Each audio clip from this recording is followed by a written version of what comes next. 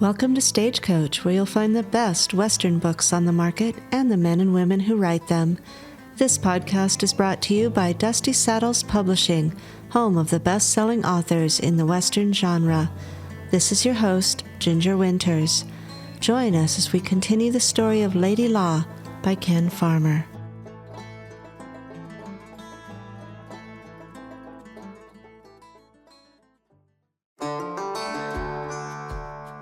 Chapter 10. Velma, Indian Territory. Bill reached around the paper for his white ceramic coffee cup, blew across the top, took a sip, and set it back on the table. He had purchased a 4-page weekly Saturday newspaper before they came into Aunt Nell's for breakfast. He folded it in half and perused the 2-inch column headlines on the front page. Fiona finished her pancakes and sausage, pushed the plate away, and motioned to Aunt Nell for a refresher on her coffee by holding her cup up and grinning. She turned to Bill. Anything interesting? He folded the paper once again to a quarter of its original size. "Oh, not much. Lot of local stuff, obituaries, marriages, and... Uh-oh, what's this?" See something? "I could say that." Well?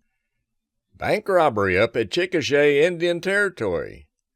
He looked across the table letter over the top of the paper.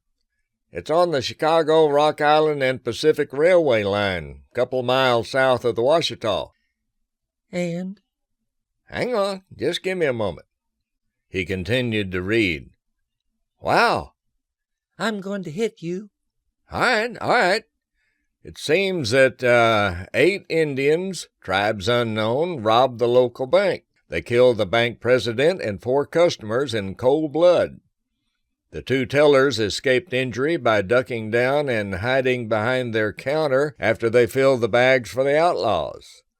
They thought at least 4 of the robbers were either Apache or Comanche, maybe even Kiowa, because of the knee-high moccasins they wore.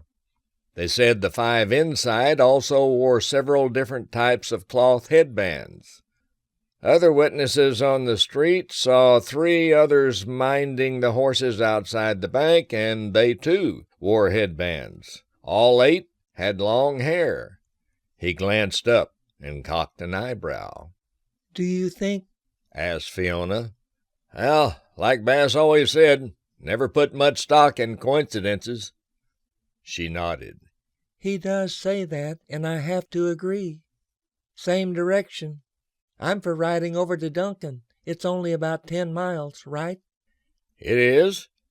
Let's catch the train up to Chickasha. It'll be a lot faster and not near as tough on the stock than trailing them up there. "Agreed. It's better'n 60 miles overland." They tightened the girths on the horses outside the front of Bertram's Livery Emporium. You did a really fine job on the boys, Becky. I've never seen them look so good. I bet they enjoyed it, too. Fiona handed her 2 Morgan silver dollars. "Oh, this is too much, Marshal," she said as she shifted Smoky to her shoulder and looked at the coins.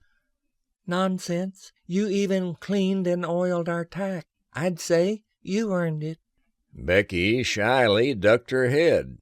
It needed it. Her father grinned, took out a plug of Brown's Mule, and cut a chaw with his pocket knife. "That's the way she is. Don't have to tell her anything. Her mama, God rest her soul, always told her to make work." Bill wrinkled his forehead. "Make work?" "Yeah. If you've run out of something to do, then find something else, you know. Make work." He chuckled. "Well, I'll have to remember that one." Becky lifted Smoky up and tried to hand her to Fiona, but he struggled to get back to her shoulder. Well, looks like he likes it here. She leaned over and looked in his green eyes. Traitor. He reached out and brushed the tip of her nose with his paw.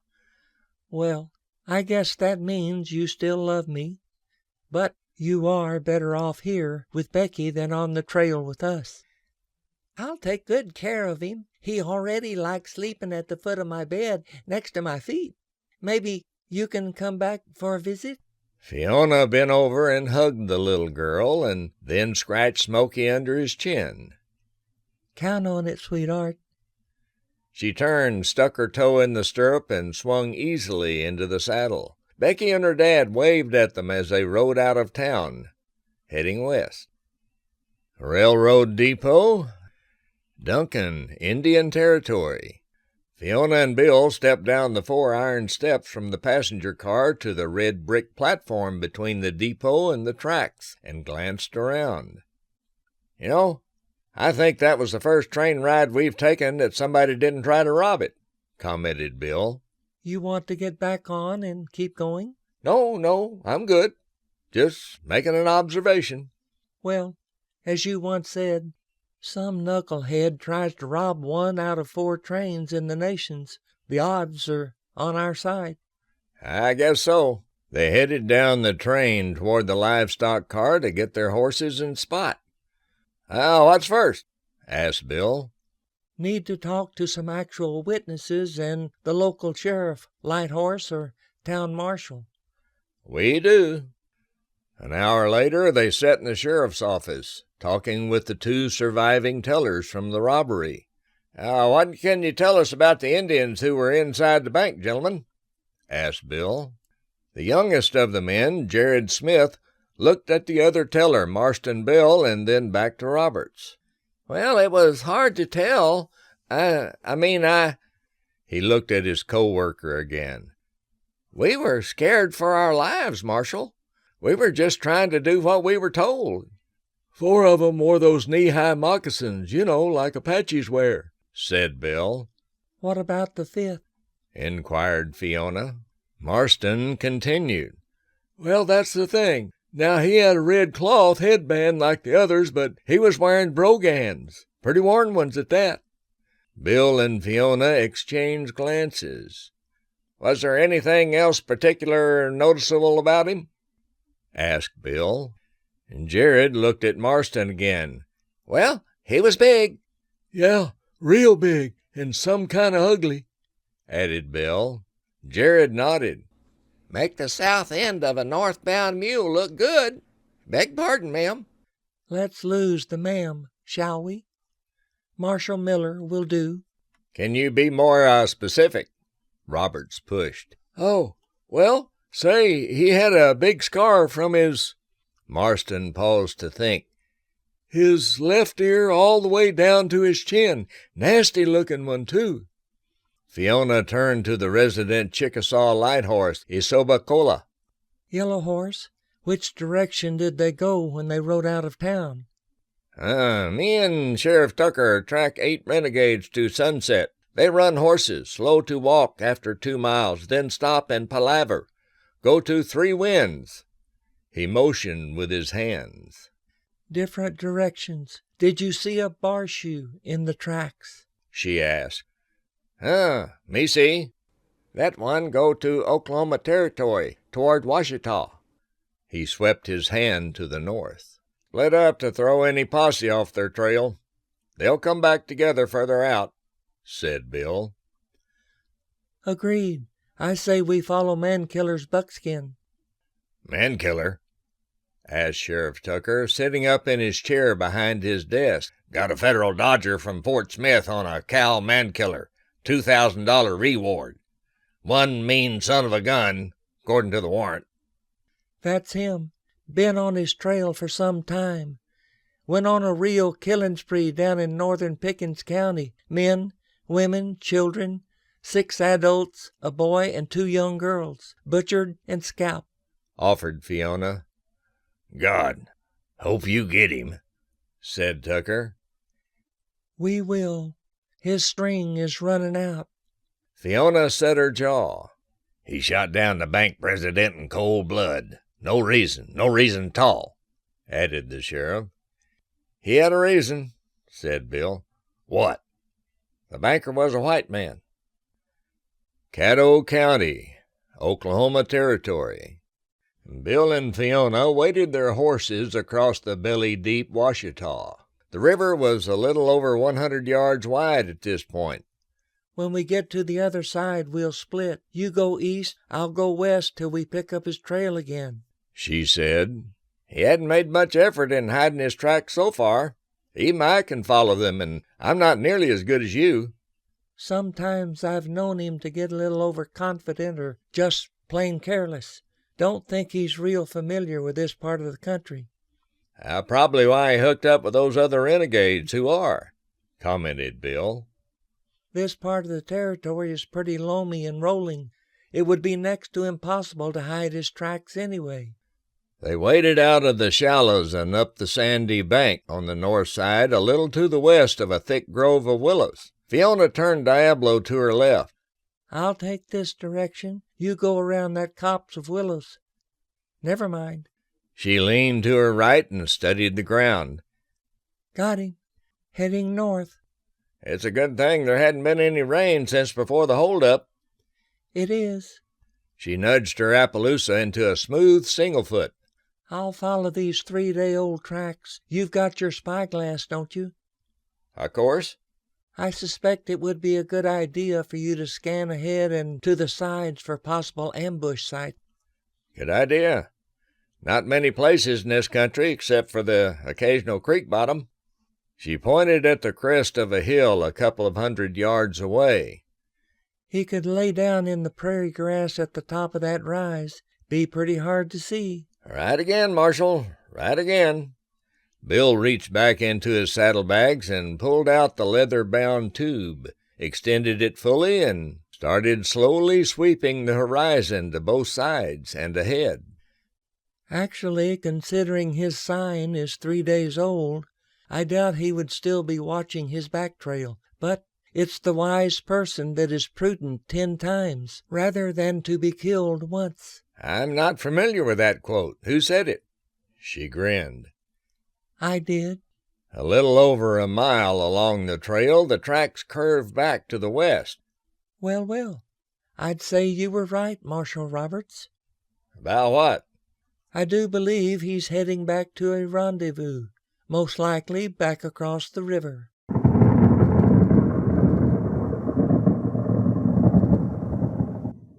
A peal of thunder rolled across the prairie. They both glanced up at the dark bank lying off to the southwest. "Uh-oh. Think we're about to get wet," said Fiona.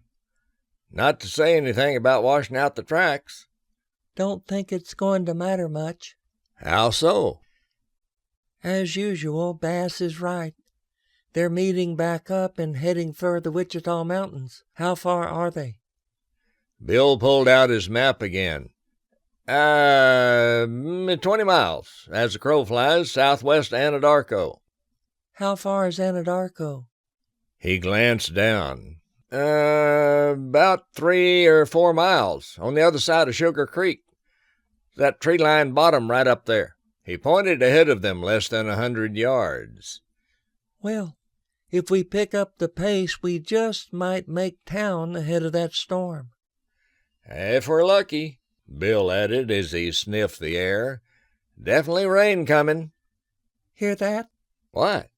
They both listened and heard the loud, throaty chuck-chuck-chuck sound of a bird coming from the trees ahead.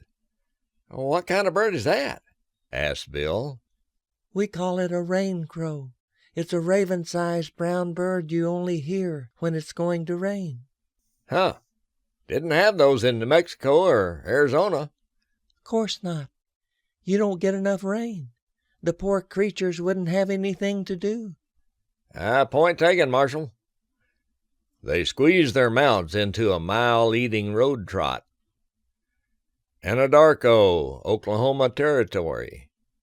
Fiona and Bill dismounted in front of redskin livery as a bespectacled elderly man in tattered bib overalls and an even more tattered once-gray fedora got up from a calf-hide bottom chair leaning against a wall. Rain was beginning to fall in dime-sized drops, creating small craters in the dust of the street.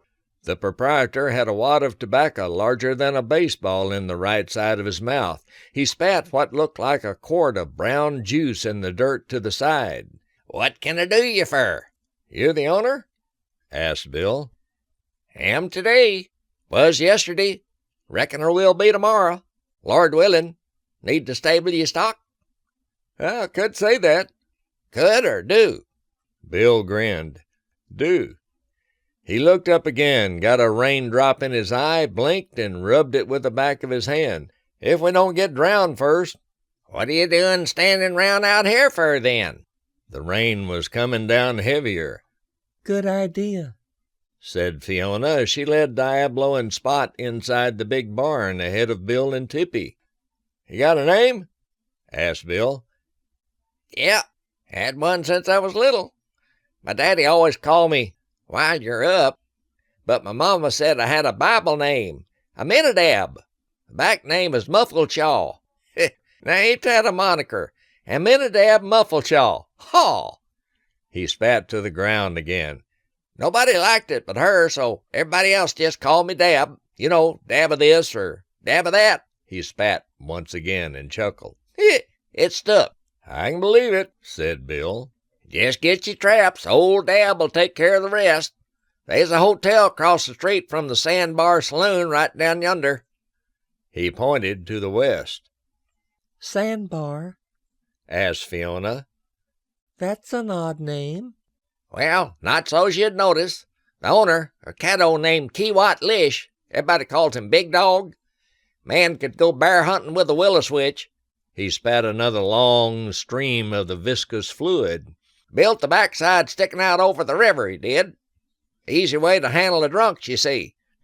Good place to put his indoor privy, too. Interesting. Yeah, some say so. Fiona whispered to Bill as they pulled out their slicker and poncho and threw them over their heads.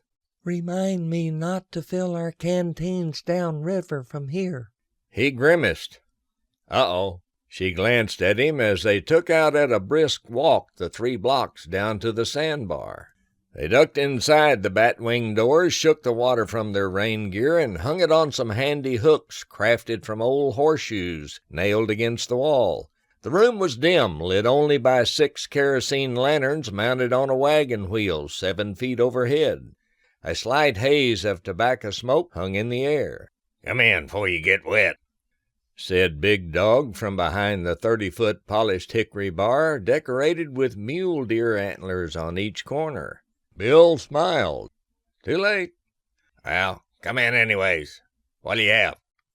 Coffee for me, said Fiona. Good hot coffee sounds great to me, too. I'm a bit chilled, added Roberts. Don't know how good it is, but it is hot. They set their carpet bags on the floor, leaned their Winchesters against the bar, and quickly glanced around the room. There were 3 cowboys at the other end of the bar, 4 men playing poker at a table, and 2 Indians at another table against the back wall, drinking beer. Bill leaned over and whispered in Fiona's ear. Follow my lead. I'm going to see if I can get a reaction from some of these folks. She nodded. Big Dog set 2 steaming mugs of black coffee in front of them. Anything else? He asked as he scooped up the dime Bill had placed on the bar. Some information.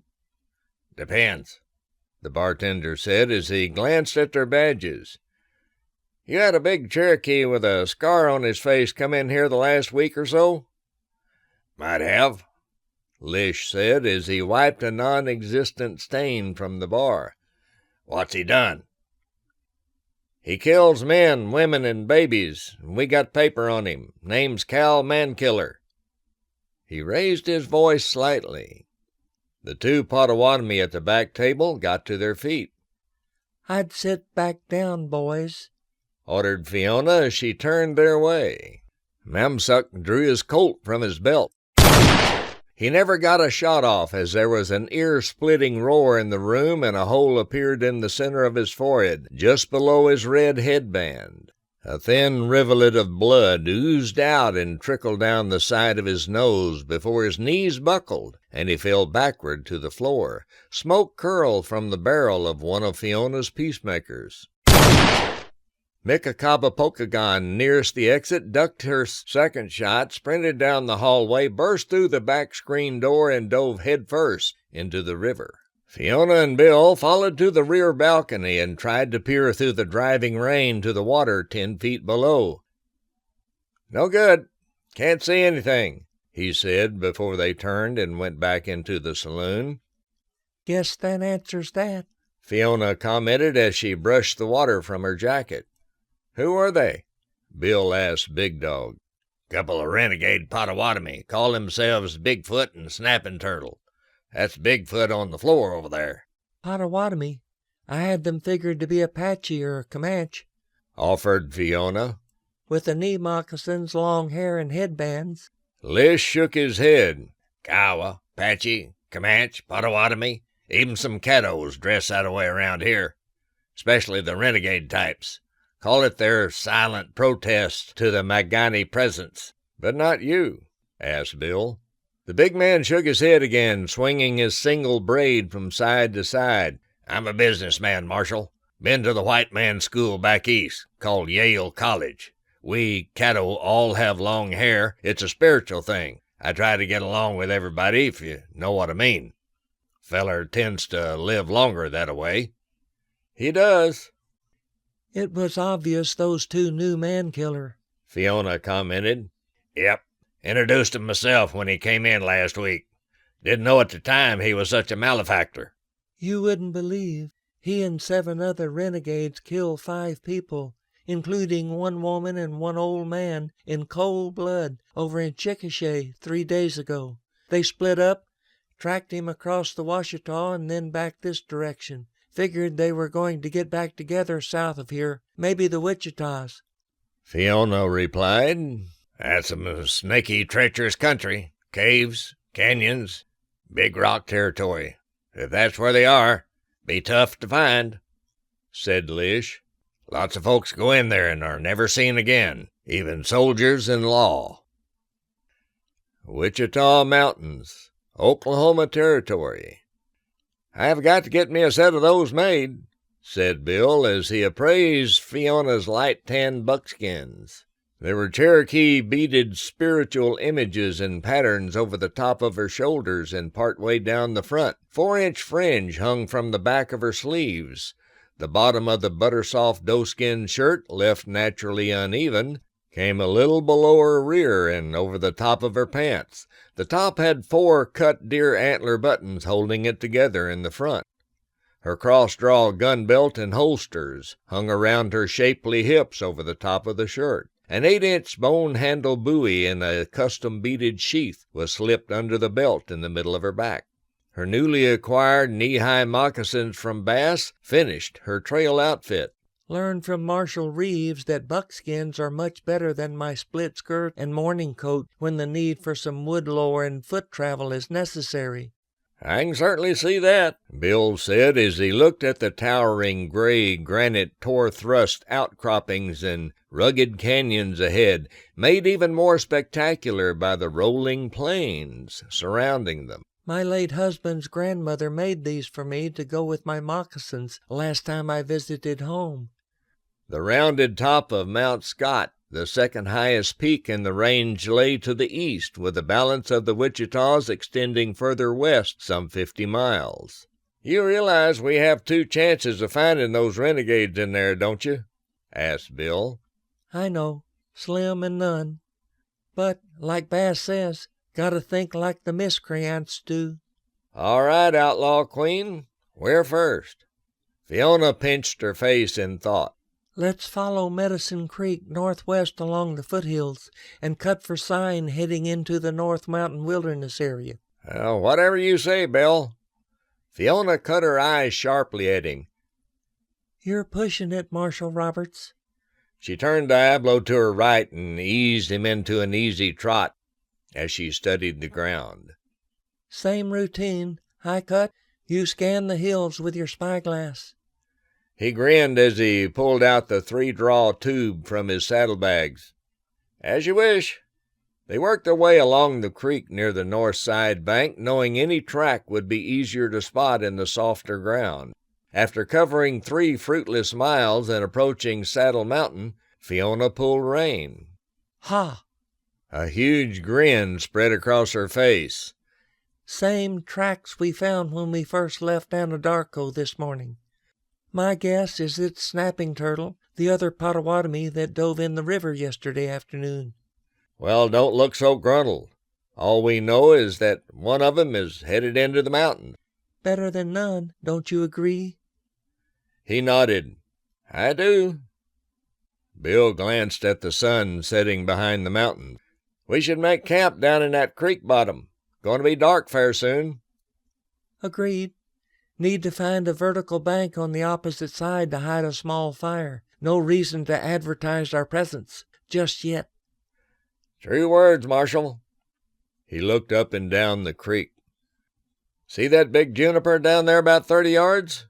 Should be a place underneath to build our campfire. There's enough green in the boughs to disperse what little smoke dry wood will create."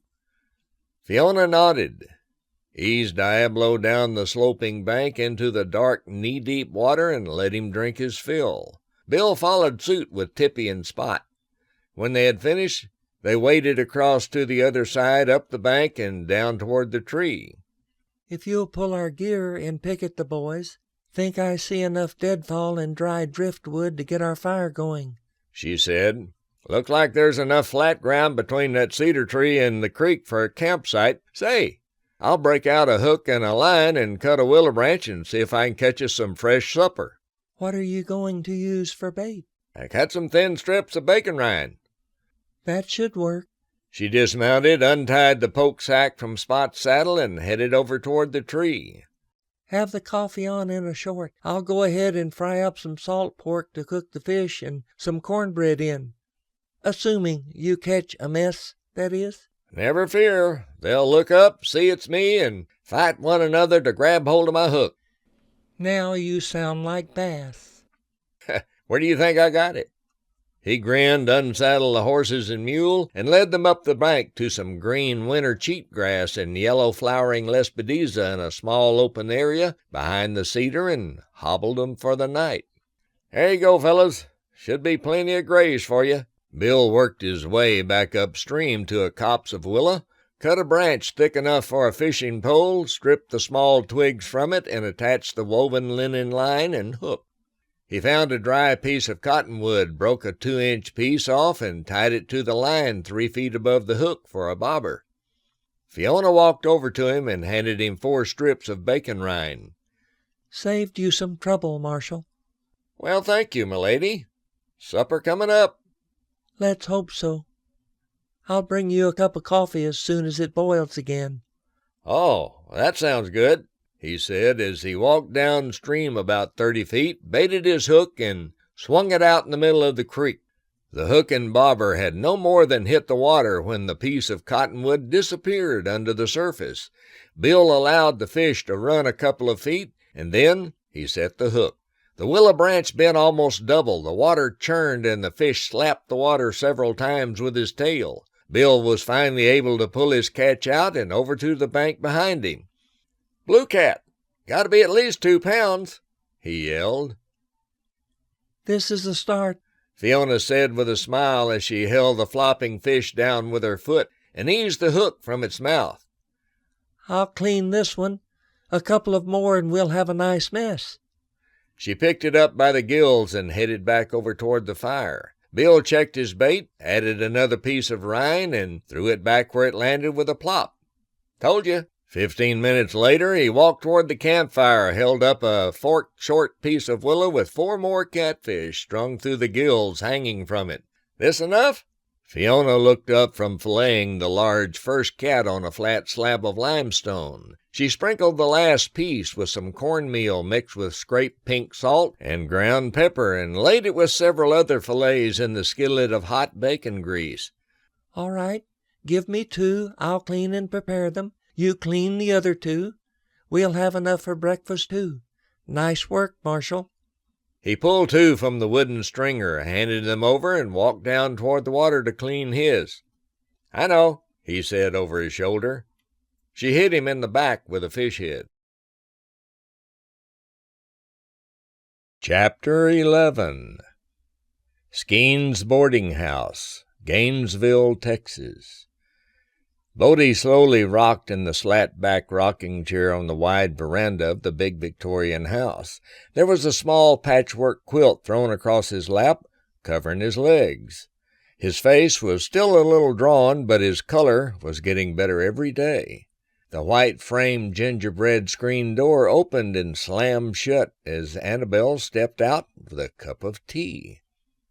"Well, you look right pert," he said as he looked up. Thank you. Enjoying the fresh air, my dear? "Yes, I am. I truly am." Good. Here's your tea. He frowned as he took the cup and saucer from her hand. "Be glad when I don't have to drink this skunk cabbage and pleurisy root tea any more. It gets harder to take every time." You can stop when Dr. Wellman says your lungs are completely clear. You almost died, you know. He nodded. "I know." The only reason he and Dr. Ashlertubby gave their permission for you to leave the hospital was that we promised that you would behave and take your medicine. The only good part is those oils you keep dripping on my neckerchief. I like 'em. Smell good." He took a sip of the tea and wrinkled his nose. "Any word from Fiona and Bill?" She reached in a slash pocket on the side of her dark green skirt and handed him a yellow flimsy. Walt got a telegram this morning. He took the thin missive and read through it. "Huh. Think Mankiller hooked up with some other renegades. They're heading down into the Wichitas." He handed it back to Annabelle. "Damnation. Wish I could help." Well, that hole in your chest is just now starting to heal, mister, and you don't need another. I am sure Fiona and Bill are quite capable. "Yeah, but now they're not only tangling with Mankiller, but Apaches, Comanche, Kiowa, and God knows what else." He paused and shook his head. "They're for sure going in harm's way. Plus, that's some kind of nasty country, ready-made for an ambush." He stared out across the yard and clenched his teeth. Wichita Mountains, Oklahoma Territory. Mikakaba Pokagon tethered his lathered gelding to a wind-twisted scrub oak near the entrance. He walked into the large cave located in the western part of the mountains and south of Medicine Creek. It was named Spanish Cave by early settlers because of the brass Morion-style helmet believed to have been worn by the Spanish explorers and conquistadors found deep inside. The cave was also thought to have been mined for gold back in the 16th century from the exposed veins of white quartz that streaked through the gray granite of the mountain. Very little trace of the valuable metal remained. Joe glanced up from where he sat cross-legged near the campfire as Pokagon squatted down and cut a chunk of meat with his knife from the sizzling venison haunch grilling on a water-soaked oak branch propped over the fire. His strong white teeth tore a long strip of the half-cooked flesh that was charred on the outside. He chewed ravenously, allowing the aromatic juices to run down the side of his chin. Where Bigfoot?" asked the Apache. The Potawatomi finished chewing and swallowed. "Dead." He bit off another piece. "Where?" "Big Dog Saloon, Anadarko." The 6 other Indians around the fire exchanged glances. Who kill?" questioned Juh. "White woman, Law Dog Marshal." He unslung the strap to his gourd water bottle from over his shoulder, pulled the plug, and took a long drink. "Where to gun? Fast, like to Ilish, striking." He held up one hand and jabbed it forward in the imitation of a snake. Mankiller jumped to his feet. "What woman look like?" "Much tall, like warrior. Long, shiny hair like raven or Indian, with small man. He also wear badge." "Pah!" The Cherokee spat into the fire. I give Teskina." "What I give Teskina, Black Fox?" asked Nakoma, the Comanche. Is Cherokee for she-devil, follow Mankiller for over 3 seasons. Snapping turtle fool, lead ball woman to Wichita's," snapped Juh. Pokagon sliced another chunk from the haunch with his Green River knife. "No white track Potawatomi." "Snapping turtle not know I gives Teskina. She learned much from Bass Reeves, maybe track shadow through dark room," said Mankiller. Joe got to his feet, walked over to their saddles and bedrolls, and grabbed his well-used '66 Yellow Boy and pitched it to the Potawatomi. "Snapping Turtle go back a long trail. You find, you kill." The Cherokee snatched the rifle from the other Indian's hands. "Mankiller go. I give Castina is his to kill, no other." Joe whipped his old hickory butcher knife from his belt and held the point against the Cherokee's throat, drawing a small trace of blood that trickled down his neck. Joe say Potawatomi go. He lead Magani to mountains. He must regain honor. Inoli wish to fight Joe." Mankiller glared at the fierce-looking Apache for a long moment, released his grip on the Winchester, and slowly sat back down. Mikakaba Pokagon cut one more piece of venison, turned, and headed back to his horse. Medicine Creek, Wichita Mountains. The sun was peeking over the crest of Mount Scott as Fiona stirred the fire to life. The morning was frosty but clear. She threw several handfuls of fresh ground coffee in the pot, already 3/4 filled with creek water. Bill walked back into the camp with an armload of dry deadfall he had gathered after taking care of his morning constitution. "I definitely got to get me a set of those buckskins. Have to be warmer than town clothes. Like I froze to death last night." I have to agree. They are warmer than cloth, especially over a Union suit. Why didn't you get up and add some more wood to the fire? He piled the armload near the fire pit. "Did. Burned almost all her wood up and still froze. That's why I had to go foraging this morning." She glanced around. Thought something looked different. There was just enough wood left to get the coffee going. Fiona set the skillet across the same 3 rocks she had used last night to fry the fish and hot water cornbread. She added some more sliced salt pork for the grease and placed the fillets she had saved from supper in the pan. Bill grabbed one of his gloves from his gun belt and picked up the coffee pot to keep it from boiling over. He waited a moment and then set it back next to the fire for the second boiling. Thanks. I couldn't get to it in time, said Fiona. 45 minutes later, they had cleaned up the campsite, packed, mounted, and headed toward Mount Scott in the distance. It didn't take long for Fiona to locate the Potawatomi's tracks on the west side of the creek. The tracks ended after 2 miles when the sandy loam soil gave way to rounded granite massifs flush with the surface as they neared the base of the mountain. The entire area of the Wichita Mountains was a type of igneous intrusion formed during the Cambrian some 540 million years ago. They were exposed and rounded by weathering during the Permian almost 300 million years ago. "Well, now what, old bandit queen?" Bill said as he crossed his arms over his saddle horn. Her steel-gray eyes flashed momentarily at her partner. "Ye of little faith," said Jesus to his disciples. He grinned. "I know. Matthew 8:26. "Step down," she said as she dismounted and dropped to one knee. "Don't you remember Bass telling us about the nail heads that stick out just a little from the bottom of a horseshoe?"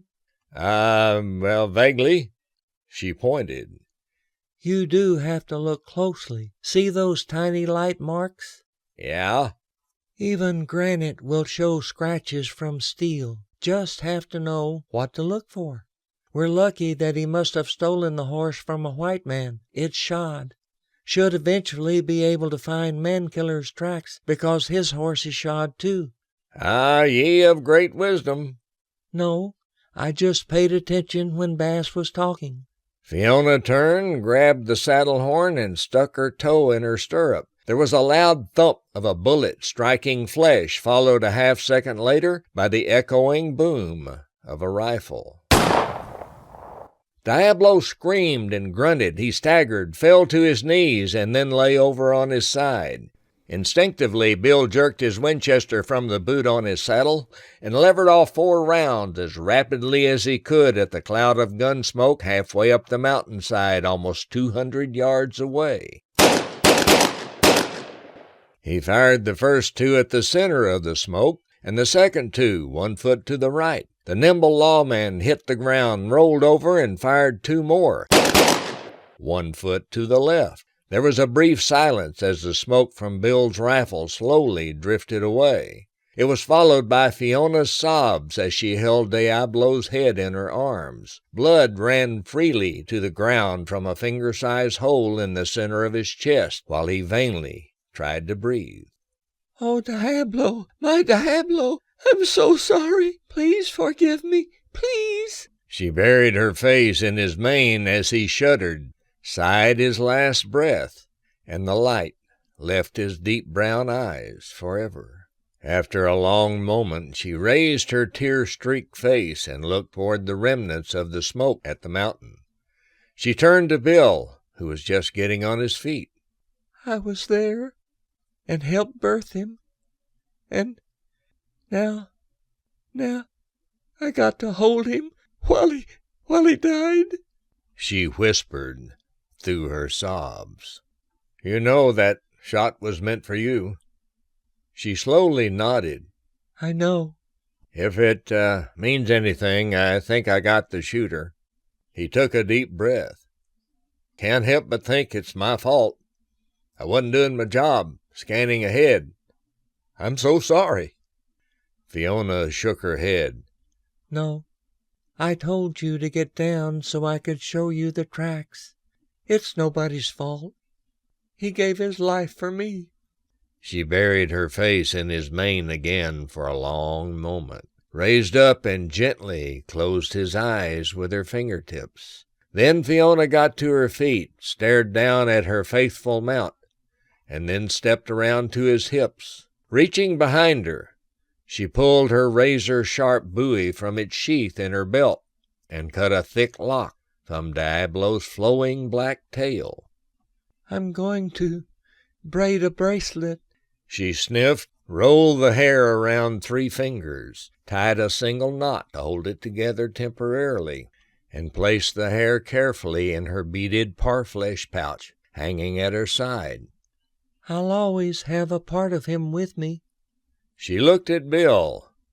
He will forever be my best friend. He never quit on me, and I'll never quit on him." "I know. I feel the same about Tippy."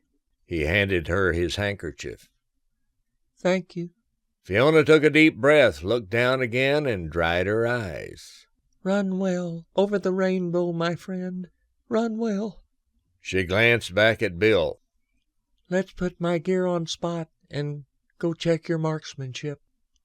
Bill and Fiona slowly coaxed their mounts up the side of the mountain, picking their way around the larger rocks and boulders. They dismounted near the body lying next to a stagecoach-sized boulder. A trace of sulfur from his black powder gun smoke hung in the still air. 2 rounds, 1 in his chest, 1 in his throat. Nice shooting, Marshal. Looks like the other Potawatomi snapping turtle." Bill nodded. "Had to be luck. I just shot everywhere I thought he could be on the other side of the smoke. He couldn't have been waiting all this time on us. I'd say the leader sent him to check his back trail." "I agree." Fiona glanced over at a shallow draw nearby. "There's his horse. Looks about done in." Let's strip his gear, let him run free. Plenty of winter grass around." "I don't think so. It's a white man's horse, used to being cared for. He would die, sure. We can use him for a pack horse after he recovers." Probably a good idea. Amazing he's still alive. You know, the Western Plains Indians didn't treat their horses like we do. A white man will ride one until it's worn out and then walk. The Indian will come along and get the horse up, ride it 20 more miles, and then eat him." "A bit short-sighted, don't you think?" Fiona suggested. "It depends on where you're trying to go or who you're trying to get away from, and how hungry you are." She shook her head. "Hard to fathom, but I suppose it's a culture thing." "I'd say." Bill bent down, removed the Indian's gun and gun belt, and picked up the yellow boy. "Pretty worn. but you never know when you'll need an extra gun and ammunition out here." He also went through his pockets and got $6 silver and 1 double eagle gold piece. "Huh. Probably from that bank robbery in Chickasha." "I suspect the leader is still carrying the bulk," she said over her shoulder as she untied the gainted bay gelding.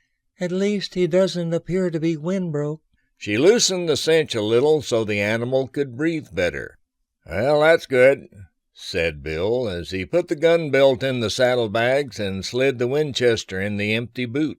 Fiona took the horse's lead. They mounted and headed back down the mountain, backtracking Snapping Turtle.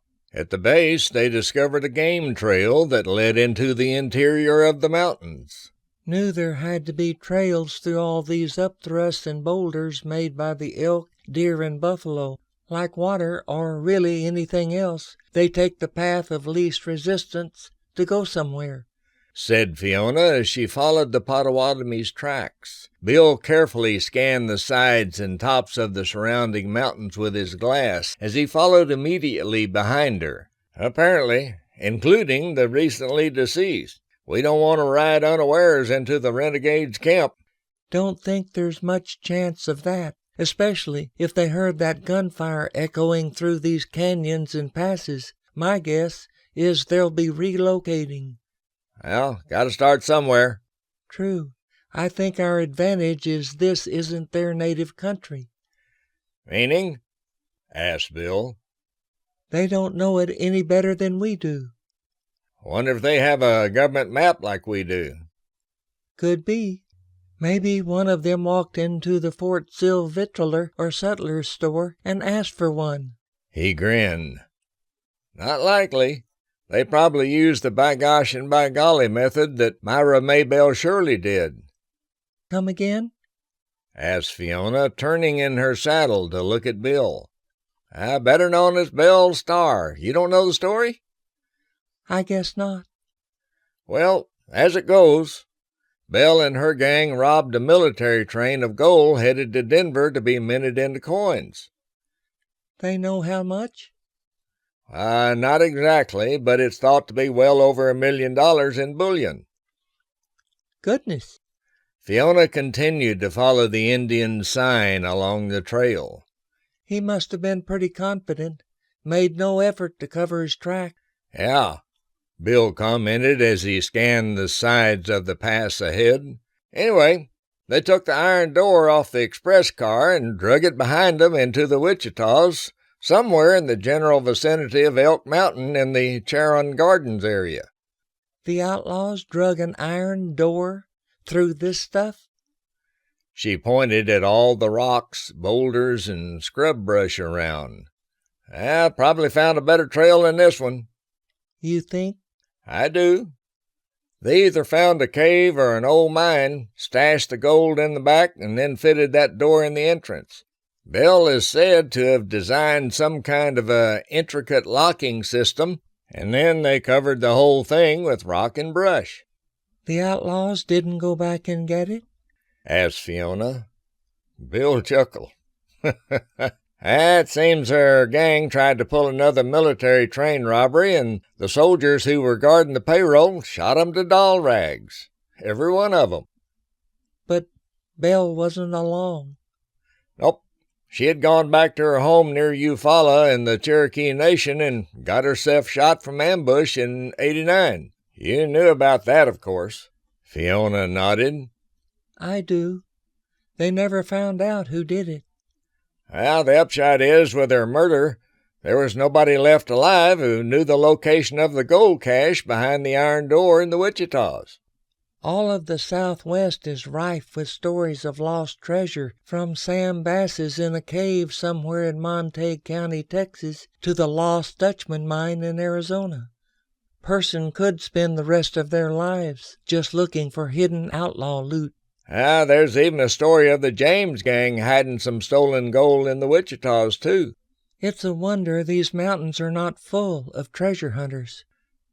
True. It's a good thing it's not summertime." "Because?" "Rattlesnake heaven." "Hate snake." Fiona just shook her head as she reined Spot to the left and took a smaller trail that appeared to head up the mountain. "How's he ride?" asked Bill. Smooth. He has a natural single foot. Sure-footed. Spanish Cave. "Oh, we go," said Juh as he got to his feet. "Too many shots."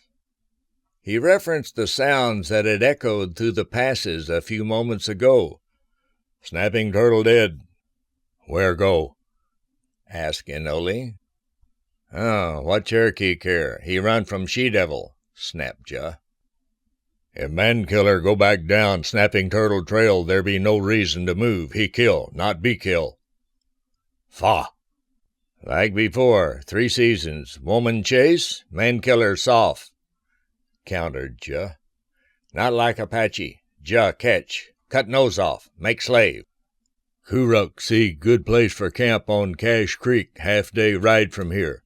Good water, grass, place where big rocks fall from cliff to make shelter on 3 sides," commented the other Apache.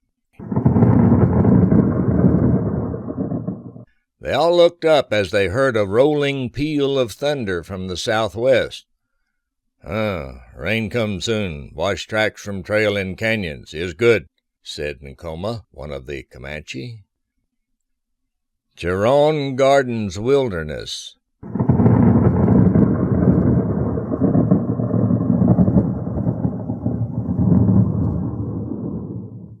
"Uh-oh," murmured Bill. What? "Didn't you hear that?" Of course. Thunder. The rain crows have been chirking all morning. We've been rained on before. "Well, if this country's anything like New Mexico and Arizona, these passes and draws will become raging torrents in very short order. I suggest we find a place to get out before the rain starts." Fiona looked up at the sky. I don't see any clouds yet. "They could be laying just over the crest of those mountains." He pointed ahead to the southwest. "And they could be on us before you could say scat." And we would be in deep trouble down here? "Now you have it."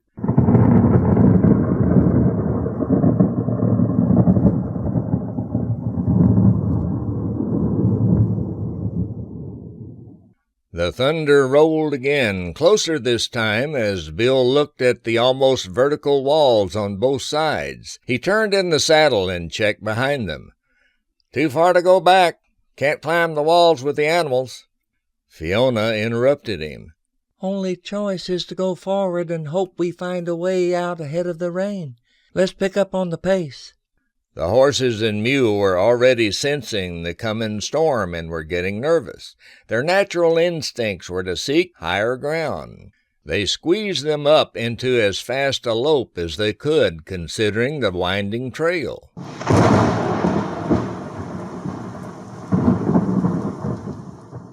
A lightning bolt struck the mountaintop just to their left, followed immediately by a tremendous clap of thunder. The smell of ozone permeated the air around them. They looked up again and saw the edge of a black cloud boiling above the ridge. A fierce downburst of wind hit them in the face, followed by a wall of water from the cloud as it rolled over the mountaintop. Fiona and Bill grabbed their hats with one hand and leaned into the rain. She pulled out her slicker and donned it, and he grabbed his oiled poncho. "See anything?" yelled Bill from behind her. No. She screamed back. Keep going. The water was already streaming down the sides of the canyon and gathering to form a small stream at the bottom. The water soon reached the knees of the animals and kept rising, further panicking them as the cold, piercing rain fell in sheets. Fiona leaned around in her saddle. Up ahead. To the right.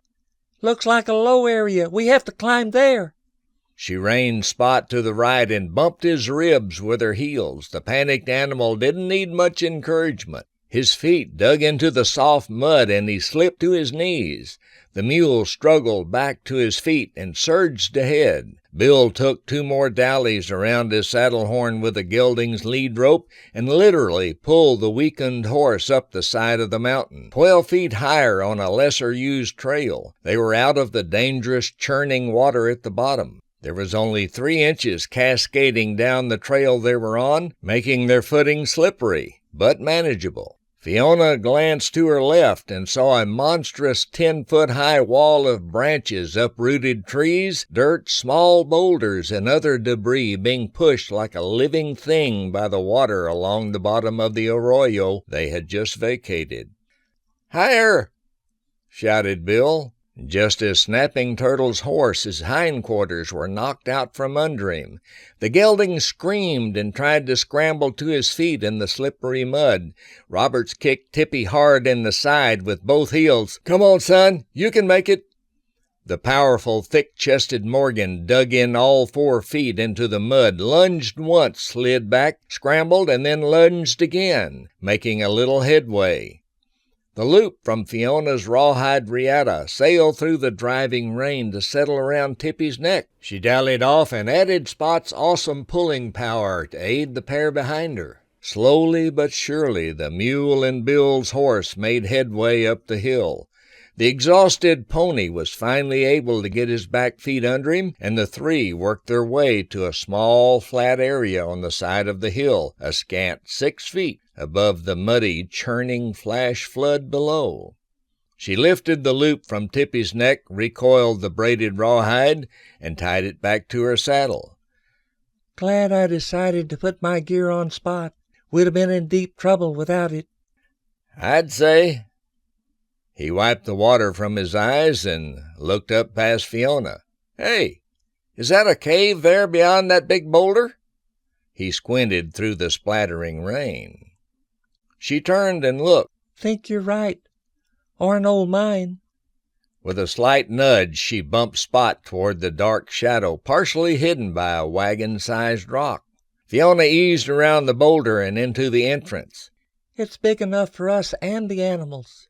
She dismounted, led the painted mule deep within, and turned him around. Bill stepped Tippy just inside the opening and also dismounted to lead his charges out of the blinding rain.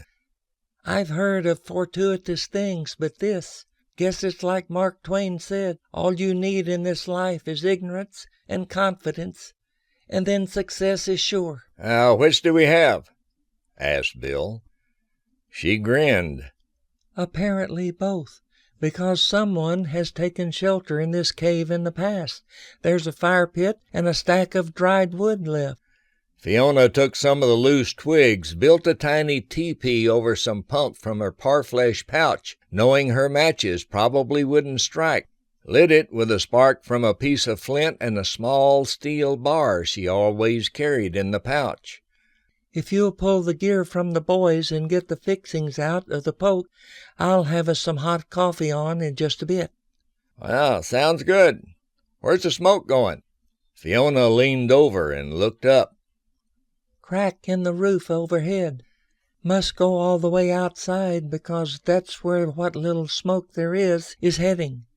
But even that won't matter what with the rain." He handed her the pot, coffee, and canteen. "I'll rub the boys down with their saddle blankets while you do that." 20 minutes later, they were leaning against their saddles, sipping on the hot coffee. Fiona had cut some salt pork and dumped a can of beans over it in a skillet to cook. "I'm sure glad we found this cave. Looks like the rain is setting in for a spell," said Bill. "We may be in here for a while, even after it quits, until the water goes down," added Fiona. "Yep. Shh! Hear that?" Bill looked back into the inky depths of the cave. "Something's back there. Don't suppose we've usurped a bear or mountain lion's lair, do you?"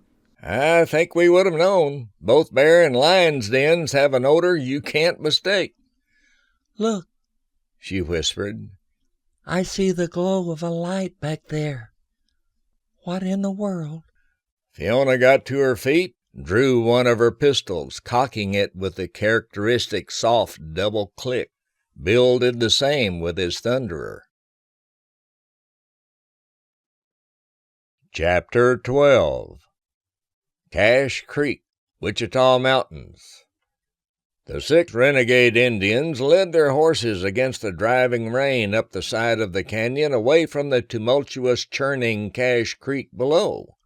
Nakoma, the Comanche, guided the way to the semi-shelter of the giant granite boulders that had tumbled down the cliff face eons ago, forming a type of a pocket. They had barely escaped from the game trail that ran along the normally placid pool in Cache Creek formed by the same landslide when the flash flood roared down the mountainside. A house-sized boulder had fallen on top of several others almost equal size, creating a roof of sorts. Water from the pouring rain dripped down the backside and created a small pool in the rear before running on down the mountainside to the creek. Out of the direct rain, the Indians hobbled their mounts, removed their gear, and piled it on the driest side of the shelter against one of the supporting boulders. Nakoma could have found better. Many caves around. The Apache glanced around the area. No dry wood under rocks to build fire. If Ja wanted better camp, Ja should have found one himself, mighty war chief of Apache. Pah! Cave. Charon Gardens Wilderness. Well, settle down, pilgrims. No need for shooting irons. The light grew brighter as it came around a bend 20 feet back into the Stygian depths of the cave. A small, grizzled, white-bearded old prospector in grimy buckskins with a lantern in one hand and leading a pack-laden burro stepped into the main chamber. Old Pike ain't gonna hurt you none. Coffee smells right good. Could tell you had some a bilin' all the way to the other end. Hope you didn't use up all my wood. Fiona and Bill uncocked their weapons and slipped them back in their holsters. We're sorry. Didn't know the cave was occupied, just trying to get in out of the rain, said Fiona. Yeah, don't blame you none there. This here's a real frog strangler, and the cave wasn't occupied when you come in. How so? Asked Bill. I come in the back door. Shaft goes all the way through this here hill. Ain't a straight shot, though. Kindly meanders around about like a creek. Them Spaniards knowed what they was a-doing back in the day when it come to mining gold. They had the Injun slaves follow the quartz vein wherever it led. Took a right smart of the yaller stuff out of this here mountain. Some still left, though, along with some other treasure.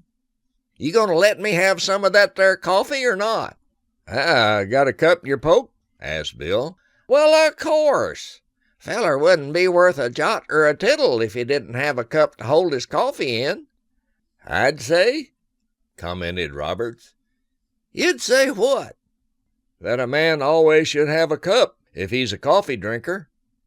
The old-timer squinted one eye at Bill. I thought I just said that. He looked over at the fire pit and sniffed the air. Is that salt pork and the beans a-cooking there? Pike pointed at the skillet. It is. Would you like some? Asked Fiona. Why, I thought I was going to dry up and blow away before you asked. I don't suppose you got a plate to go along with your cup? Inquired Bill. Pike cocked one eyebrow. Now there you go again, Pilgrim. He pulled the gear from the donkey's back and piled it next to Fiona and Bill's. All right, Lulabelle, you can go lay down now. That's a nice Jenny, said Fiona. That she is, lass, that she is. By the by, I'm a-guessing your mama and daddy give you names, did they? I'm Brushy Bill Roberts, and this is Fiona Mae Miller. Not Hitch? They simultaneously answered firmly, no. We're both Deputy United States Marshals, said Fiona as she took the crescent and star badge out of her pouch and held it up. Bill pulled his coat aside to show his. Well, dang old Andy's hide. A lady law. Next thing you know, there'll be a running for office or a voting. Would that be so bad? she asked. Pike thought a moment and then laughed. Well, maybe not. Might straighten some of them crooked Whigs and Democrats out. If there's anything corrupt in a person, electing them to office will normally bring it out, and a woman is usually the first to spot it. Never get on the angry side of a woman, I always say. You got a point there, old-timer, said Bill. I do, don't I? Figured out some time ago how to tell what mood a woman's in. Oh, well, now that might be something worth knowing. He winked at Fiona. It's a sure sign she's angry when she's a-holding a shooting iron. Pike slapped his thigh and giggled. He handed his tin cup to Fiona. No offense, lass. I was just a-funnin'.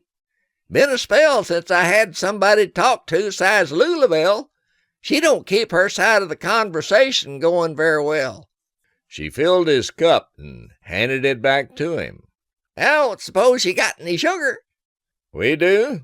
Bill handed him a cloth bag. Grab you a pinch or two. Pike opened the top, reached in, got a fistful, and dumped it in the steaming cup. He gave the bag back to Robert, and then licked the palm of his hand. He unsheathed an Arkansas toothpick from his belt and gave the coffee a stir. Like a little coffee in your sugar, do you? She smiled. Yeah, only when I can get it, lass. He said your name Fiona? That's Scottish. She nodded. It is. Cousin of mine, James McPherson, he's a poet, used that name in one of his poems. McPherson? Your last name, too? Aye, that it is. Padraig McPherson is the full moniker, but it's too much of a mouthful. They started calling me Pike when I was a conscripted boatswain's mate on HMS Audacious. She was a 3-masted 74-gun warship of the line serving the English crown. I managed to jump ship when she docked in Boston during the French and Indian War. I headed west from there. Interesting, said Bill. I do believe the salt pork and beans are ready. Hand me your plates, gentlemen. After supper, Fiona brewed a fresh pot of coffee and filled everyone's cup. By the Lord Harry, you make a cracker of a cup of coffee, said Pike. Thank you, kind sir. She curtsied slightly. Bill took out a cigar from his saddlebag, bit the end off, and lit it with a burning branch from the fire. He blew a blue cloud of smoke over his head. I don't reckon you mayhaps have another one of those, or a chaw. No chaw, old-timer, but I do have some more of these Virginia cigars. He pulled out another and passed it on to Pike. Shame you don't have Cubans. They is something else. Got some when we docked in Havana once. Bill stuck his hand back out. Well, let me have it back then. No, this is fine, I'm sure. I thought so. He leaned forward and lit the old man's cigar from the same branch. Pike took a long draw, blew it out, and turned to Fiona. I take it you don't hold with smoking cigars, lassie? Oh, I do on occasion, but I prefer Cubans. Ho, ho, ho, ho, ho, ho! Pike guffawed and looked at Bill. Ain't she a hat full of fire? I like you, lass. He took another draw. Tell me, what brings you to the Wichitas? Don't look like you're a prospecting or treasure hunting. Got paper on a Cherokee renegade for multiple murders and a plethora of lesser crimes. We believe he's hooked up with some other renegades from various tribes in the territory, Fiona said. Yeah, that bunch been raising hob for a spell. Sorry as they come. Been a-camping over the Spanish cave and leaving their trash around, spoiling my mountains. Ain't like the Redskins. Used to be. They worship Mother Earth. Leave no sign upon the ground. You were here was their mantra. You've seen them? Asked Bill. Sure. Was 8 of 'em. Now ain't but 6. We've killed 2 of them. Both were Potawatomi. But how did you know? I shot one in Anadarko, and Bill only shot the one called Snapping Turtle this morning after he took down my horse trying to shoot me," said Fiona. Pike took a sip of his coffee. I know. Ain't much old Pike don't know when it comes to these here mountains. Could you lead us to Spanish Cave? Bill inquired. Could, But, won't do you no good. "How so?" asked Fiona. Ain't there no more. Pulled up traps and left after you put that Potawatomi's lights out. And I suppose you know where they went? Questioned Bill. Sure. He held his cup toward Fiona. Mind if I have a little warm-up? Notice you don't carry a gun, said Bill. Don't need one. I ain't scared of no redhide, ner any other critter in these here mountains. Why, they don't know old Pike's even around. "But you can take us where the renegades are?" asked Fiona. He nodded. We'll go when she finishes raining. He glanced at the water dripping past the opening of the cave. Be over sometime after midnight. You folks best get some sleep. We be heading out about light 30 of a morning. "Won't there still be water in the canyon?" Lassie, once it quits raining, the water runs off about as quick as she comes. Well, what about you? Aren't you going to get some sleep? Inquired Bill. Oh, I'll be along. Gonna sit up a while and finish this here cigar and this fine coffee the lassie made. Been out of it since Bully was a pup. They grabbed their sugans and unrolled them against the far wall of the cave, but near enough to benefit from the warmth of the fire. Fiona laid down with her head pillowed against her saddle and looked one last time at the quirky old prospector sitting cross-legged on the other side of the fire, smiling as he smoked his cigar and nursed his coffee. The gray light of early morning filtered in the cave from the entrance along with the song of a mockingbird going through his extensive repertoire. Fiona blinked and rubbed the sleep from her eyes. She looked across the cave at Pike sitting next to the fire, slowly adding sticks to the coals, creating a cheery blaze. He glanced over at the movement. Well, see you survived the night, lassie. She pushed her blanket back and sat up. "I don't suppose there's any place around here a lady—" Sure. Take this here lantern and go back around the bend in the back. There's a side shaft on the left about 30 feet deep where you can take care of your business. There's a short-handled shovel back there, too, for—" "I get the idea." She got to her feet, walked over, picked up the lantern, and turned the wick up. "Be back in a bit, then I'll start the coffee and get some breakfast on." Them's mighty purty words, he said as Fiona headed toward the back of the cave. Y'all sure do make a lot of racket, Bill said as he sat up. Coffee on? Not yet, Pilgrim. The lassie said she'd start it soon as she gets back. Where'd she? Never mind. He grabbed his boots, turned them over, and shook them in case any spiders or scorpions had decided to take up residence during the night. Finding them clear, he slipped his feet in.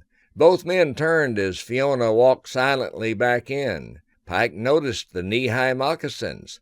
Smart to wear moccasins in the mountains, lass. You should take the hint, Marshal Roberts. Them slick-soled boots can get you hurt. Should have taken those that Injun you kilt was a-wearing.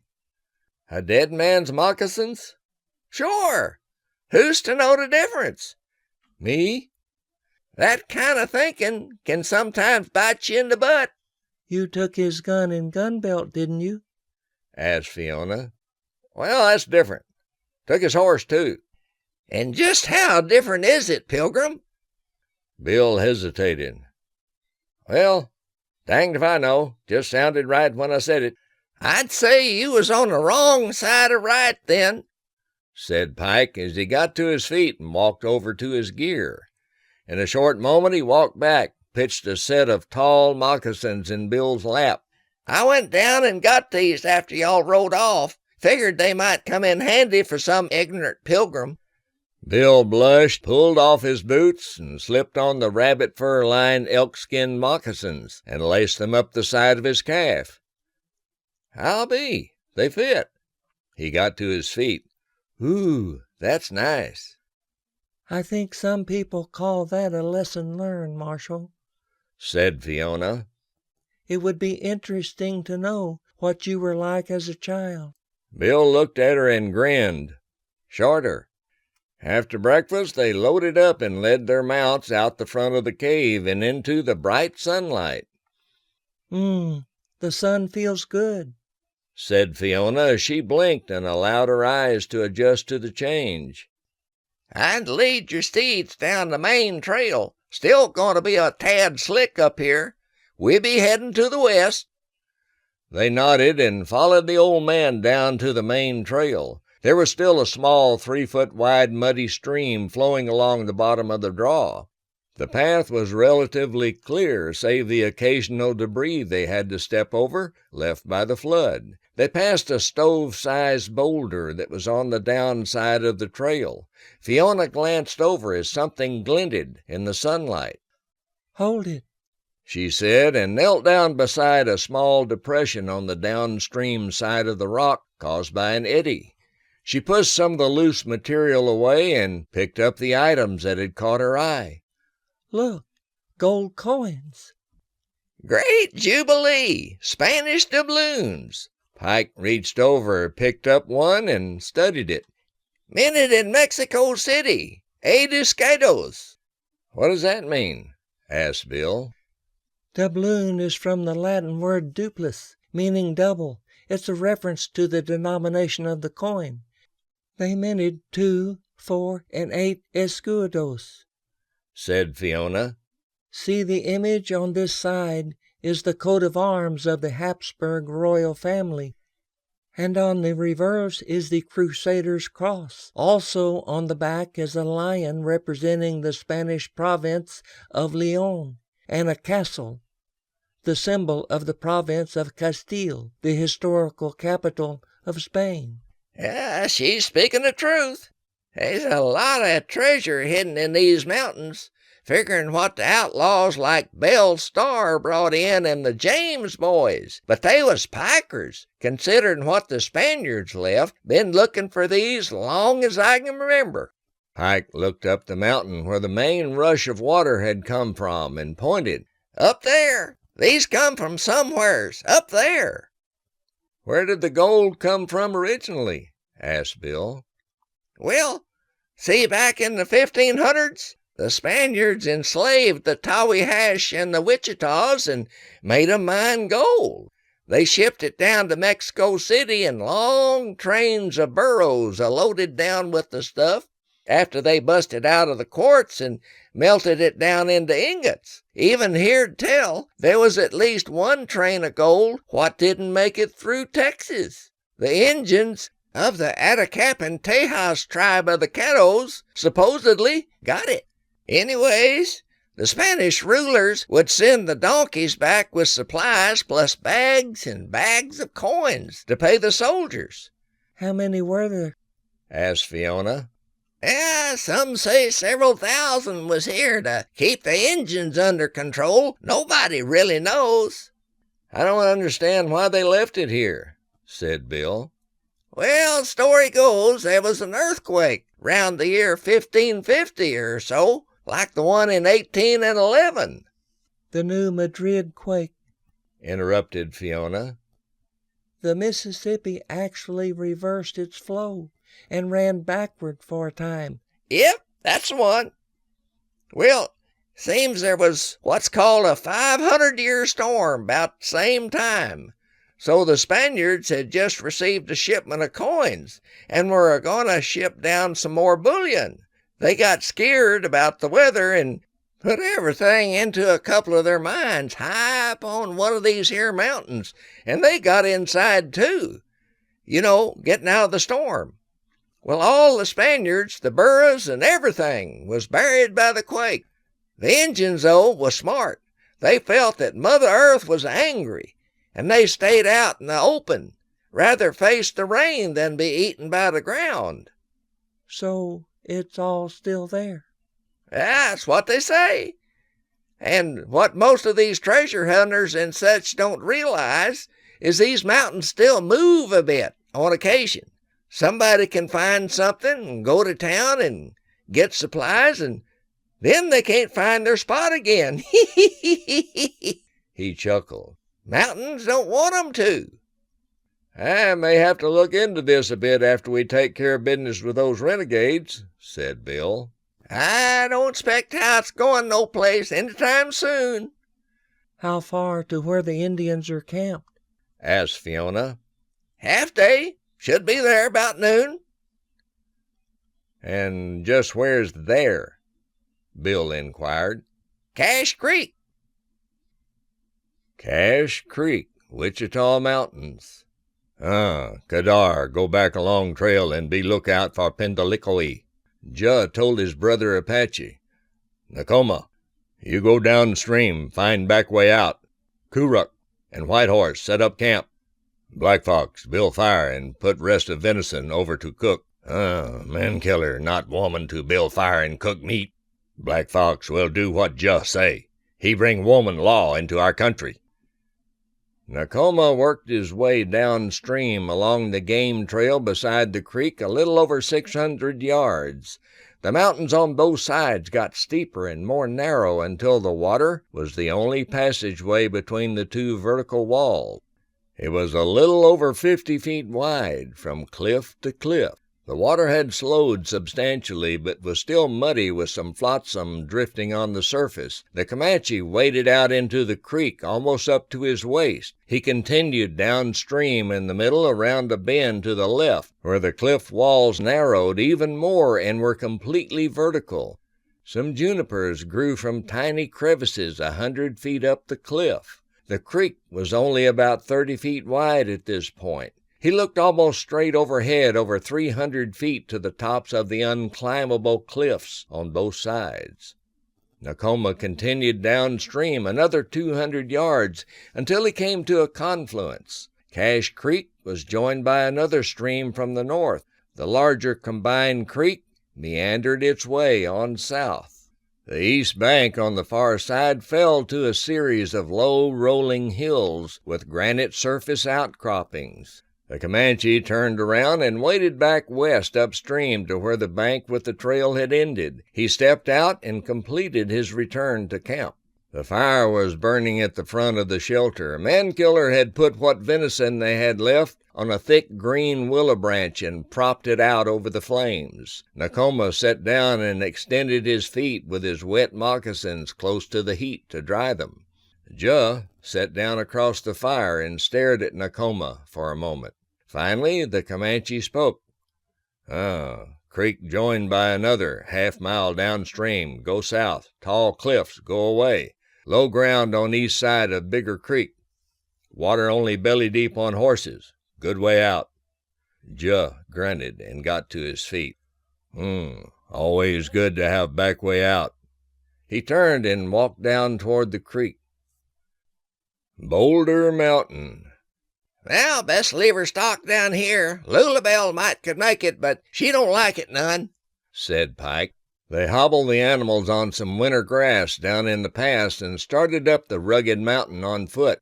Yeah, some folks call this Eagle Mountain, but the Injuns always called it Boulder Mountain for obvious reasons. The old prospector moved up the hillside and over and around the numerous boulders like a mountain goat. How does he do that? Bill whispered to Fiona. Practice. God only knows how long he's been roaming these mountains. Pike looked back over his shoulder. Come along, children. Can't see nothing till we get to the top. Right behind you, said Bill. I'm glad he gave me these moccasins. I'd never be able to climb over this granite in boots. Fiona grinned as she moved past him. As they reached the rounded summit, Pike dropped to his stomach and arm-crawled the final 10 feet to the crest. Fiona and Bill took the hint, figuring the Indians would be in sight from the top. If they could see them, then the renegades could return the favor. They wormed their way forward until they could see over the edge down into the canyon. Yep, just like I said, there they be. He looked off to the left and spotted Kadar crouching next to a boulder above the trail. "Got a lookout on their back trail. See him yonder?" The two law officers glanced back to the north and nodded. "You can pick off one or two with your long guns before they ever know you're up here." Fiona shook her head. That's not the way we work. Got paper on at least one. Need to try to take 'em alive if possible." Pike glanced over at her. "Yeah, that ain't gonna happen, Lassie. But it's your funeral. Was me, I'd take 'em out any way I could. Just a word to the wise, them redhides, they don't play by no rules. Old Andy learned that in the Florida swamps a-fighting with the Seminoles. Wait, what's happening?" "That's Mankiller," said Fiona. "Looks like he's arguing with one of the others." Black Fox tires of Juh, war chief. Bah! He spat on the ground. He is squaw. Juh slapped the Cherokee across the face. We fight Injun style.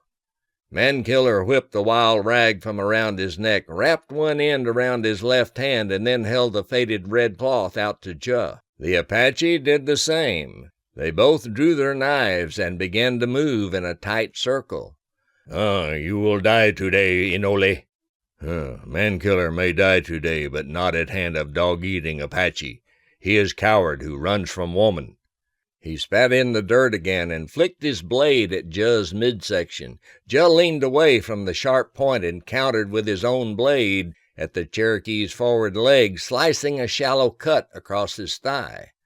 It was a matter of honor to not only maintain a grip on the cloth between them, but also not to strike the left arm of either. There is nothing in the code about not using it for leverage, though. The larger Mankiller lunged back, jerking the Apache forward. He dropped, thrust his foot in Juh's midsection, and flipped him over his head behind him.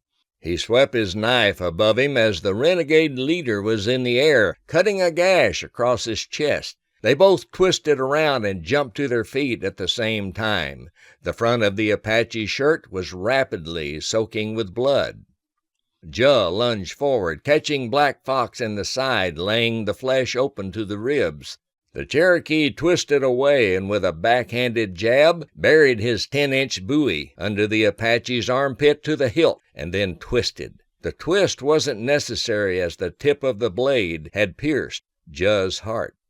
The Apache looked at Mankiller's face, confusion and disbelief showing in his eyes. The Cherokee jerked his knife free as Juh collapsed to the dirt. He released his grip on the rag and grabbed the front of the Apache's hair and sliced quickly, removing the man's scalp lock. He held the bloody trophy high over his head and screamed the Cherokee war cry. "Oh, my God," Fiona whispered as she looked away. "Well, pilgrims, that's one less to deal with. Wonder who the big man is?" asked Pike. "Calvin Mankiller, the Cherokee, the one we've been chasing," she answered. "A formidable foe, I'd say." "Don't intend to knife fight him," she hissed. The Cherokee spun around, facing the others, his bloody knife in one hand, Juh's scalp in the other. The normally long white scar on his face had turned blood red. His ebon eyes glared in defiance. Anyone challenge Mankiller? The other renegades looked away in acquiescence of Mankiller's dominance. He bent down and wiped his blade clean on what was left of Juh's hair. We not wake on Agiz Taskina to find Indian no longer the hunted. We, the hunter. We find her. She die. Thank you for listening to this episode of Stagecoach, brought to you by Dusty Saddles Publishing, the home of Western excellence, where the best of the Western authors can be found. Visit our website at dspublishingnetwork.com. Please join us for our next episode as we continue with the adventures of Fiona Mae Miller in Lady Law by Ken Farmer.